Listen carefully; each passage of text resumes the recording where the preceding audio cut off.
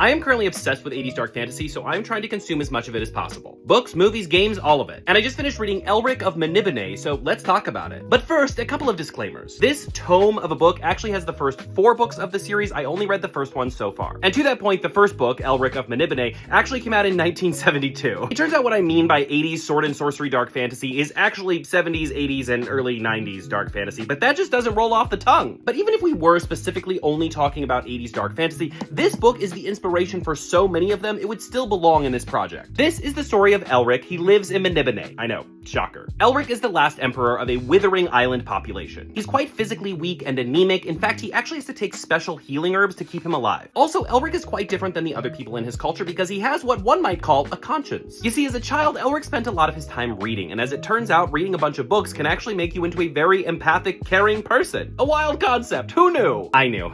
That's who knew. It was me. But as you might expect, because Elric is introspective and calls out a lot of the Manibanaeans' problematic traditions, a lot of people don't like him very much. In fact, Elric's cousin Irkun has decided that Elric is too weak to have the throne, and thus Irkun must have it. And thus begins our conflict. My feelings are quite mixed about this book. From a historical standpoint, I'm really glad I read it. Like I said, I can see its influences in a lot of things. Specifically, I want to call out Drizz. Now, I only read the first book of both of these, but this book feels very, very inspired by Elric. But much like you can see the breadcrumbs of Lord of the Rings in any journey fantasy that you pick up, you can see the breadcrumbs of Elric in just about any dark fantasy that you pick up. So in many ways, this book feels like the structural backbone for a lot of those stories that came later. However, much like a pile of bones, this book can often feel very dry and even lifeless. And that's not to say that the story is bad. Reading this book gave me the feeling of playing a Super Nintendo game for the first time in 2025. Even the very best Super Nintendo games, when played today without the nostalgia factor, are still gonna show their age and feel outdated. And that's very much the feeling I got reading Elric of Manib. It's good and it's important to the history of dark fantasy, but also there are so many things out there now that took what it did and did it better. This book to me also feels a bit like a bridge crossing from some older classics into more modern dark fantasy, because I often felt like I could see where this book, which influenced so many others, was itself influenced by what came before. If you read this, you'll definitely see hints of things like the Odyssey and Gulliver's Travels, and yes, even the Lord of the Rings. I may read more of this, I haven't decided yet. I am interested to see if this world expands beyond what we've already seen, but in the meantime, I am going to move on to something else just so I can explore as much dark fantasy as possible. Next up, I either want to read Dragonflight, the first book in the Dragon Riders of Pern series, or The Black Company. I'm going to let you decide. You guys tell me which one you'd like to see first. And if you have any other dark fantasy recommendations, feel free to drop those down below.